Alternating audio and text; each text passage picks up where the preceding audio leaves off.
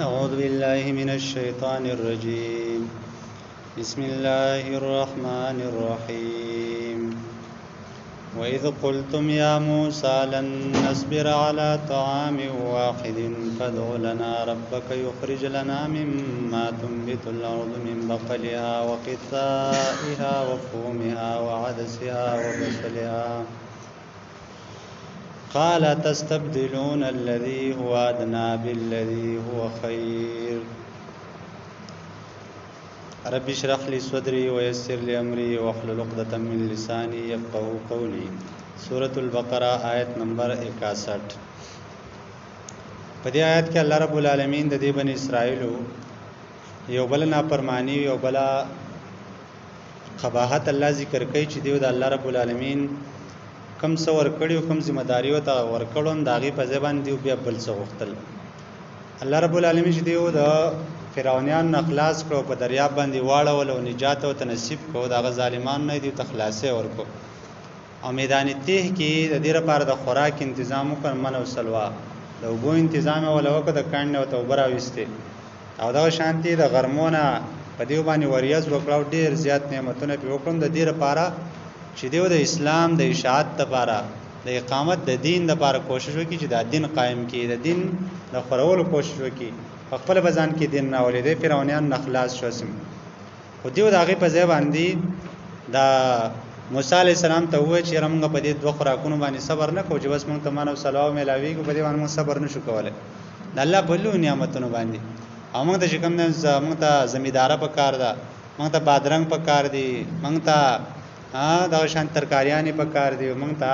دالونه په کار دی غنم راته په کار دی وګره ته په کار دی د سيزونه زموږ په کار دی ټول ځمېداري سيزونه وي نو الله رب العالمین ته فرمایل چې تاسو آیا تاسو په بدله کې هغه سيز اخلي چې هغه ډېر بیکار سيز دی دا غلوي مقصد په ځای باندې یو مطلب خدای چې الله به تاسو من او سلوا نازل کړي څومره بهترین خوراک دی هغه تاسو پرې دی او هغه په ځبانې له ځمېدار او ځان په زور ذلیل کوي ځان ته مشکلات جوړوي. دویم مطلب دا چې الله رب العالمین تاسو هم غټ غرض د پاره دلته خلاصې درکړل او دلته لایولوي ارڅ تنظیم دل کړل ډیر پاتې تاسو د دین کار وکړي تاسو اله د خوراک په تکل کې او تاسو په دې دوه سيزونو باندې صبر نه کوئ او علم ځمېداري ته د غټ دغه سيزونو د لږ وخت د پاره دانه شي پرې خودل نو در دیو بل یو کمی او کمزوري ونه الله رب العالمین په دې آیات کې دغه بیانوي. وای زیاد کا وقلتم چې ول تاسو بنی اسرائیل یا موسی چې موسی علی السلام لن نصبر من هرګي صبر نکو الا طعام واحد په یو خوراک باندې فدع لنا نو غواړ زمون د پاره ربک درب فنا یخرج لنا چراو باس زمون د پاره مما دا غس سيزون ناتم بیت الارض چرا زرغونه زمکا مم بقلها د ترکاریان د دینا وقصایها د بادرنګ د دینا وفومها د غنمو د دینا د فوم چا معنی چې کوم د مدارک د دې معنی کړه اوګه او یو معنی چې دار چې غنم وعدسیا د دالونو د دینا او بسولیا د پیاز د دینا قال ان موسی علیہ السلام تو فرمایل چې تستبدلون الذی تاس په بدل کې اخلي هغه څو هو ادنا چې ډیر کمزور دي انده دغه سيزونه د ترکاریان وغیرہ بل هو ادنا چې کمزور دی بل لذي په بدله داغه سکی هو خیرون چې ډیر زیات غوړه دی یعنی چې امن او سلوادي یار دین چې کوم غټ کار دی هغه تاسو سوال شو دا غیر پر قرباني نشي کوله نو ای به تو کو شی مصرن دی خار تا فین لکم یقن انصاف زپاره ما غزری سال تم چې تاسو غوښتي دي او ضربت علیهم الذلت او ټاپکړه شو په دی باندې ذلت والمسکنه او مسکنه او غریبی وباو دی غریبتار شو به غضب من الله په غضب باندې د طرف د الله نه زدا زمیدار چې کوم دنه ګوره مال د ګټولې اوسو زرای دي چې مال غنیمت ته بهترین مال چې کوم دن دار مال غنیمت ته او دویم چې کوم دن د تجارت ته چې تجارت په ذریعہ ون کم مالو ګټل شي دا ډیر بهترین مال نبی اسلام فرمایي چې د رزق لسی سیری او بده کې دا نه هيسي چې کوم د صرف په تجارت کې دا یو هيسي چې کوم د چرته په نوکرۍ کې هغه شانتي په زمیداره کې هغه شانتي په نور سيزونو کې دا خدای نه هيسي رزق چې کوم دا صرف په تجارت کې پروت دی او تجارت مال ډیر بهترین دا زمیداره چې کوم دا په دریم نمبر اصلورم نمبر چې بیا حرفت او نوکری دا سيزونه دي خو بهترین مال چې کوم دا تجارت او د مال غنیمت دی دا دغه چې کوم دی زمیدار دا واقعي ذلت خدای نو په دې باجوان په دې باندې الله رب العالمین یو ذلت دا چیرې د شپې مثلا په دې لختو کې به پروت او دا کله به ګنټي بزان نه اړولې کله به بیلچر اړولې مشکل کار دی کنه دی وجنه الله واچ دی په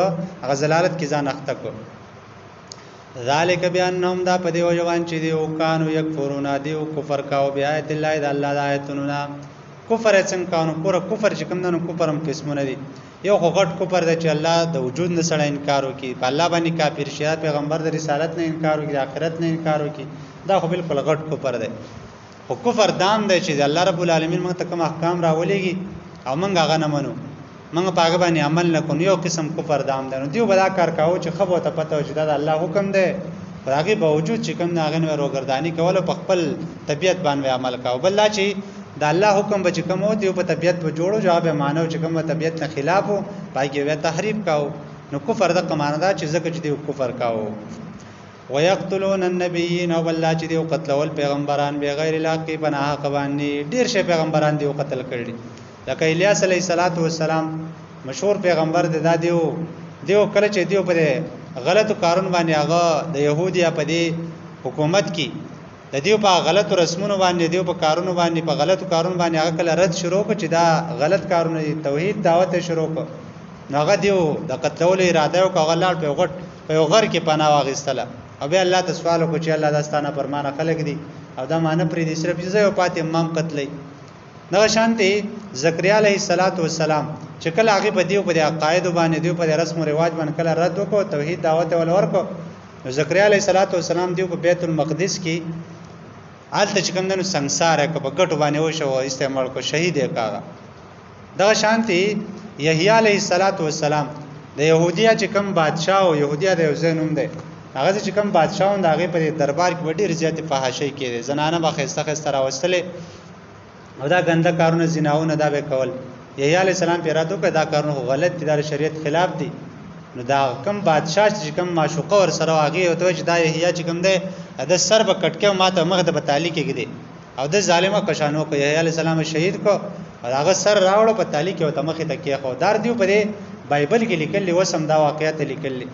په اخر کې چر کله عیسی علیه السلام راغی د دې بن اسرائیل او اخره پیغمبر چې کله عیسی علیه السلام راغی نو هغه چې کله توحید دعوت پیش کو نو دیو بیا دغه په خلاف باندې د روم چې کوم بادشاہي وندغه په عدالت کې د خلاف کیس وکړو هغه د قتل سزا واورول چې داري قتل کړی چې داري پانسی کړی او عیسی علیه السلام بیا دیو د قتلولو اراده وکړه الله رب العالمین ته هغه ژوند او چت کو او قیامت ته نږدې ان شاء الله بیا راځي نو دا اصل کې دا په دیو ډیر پیغمبران قتل کړي او سو واقعیات چې دیو په بایبل کې لیکل چې دا دیو دومره پیغمبران قتل کړي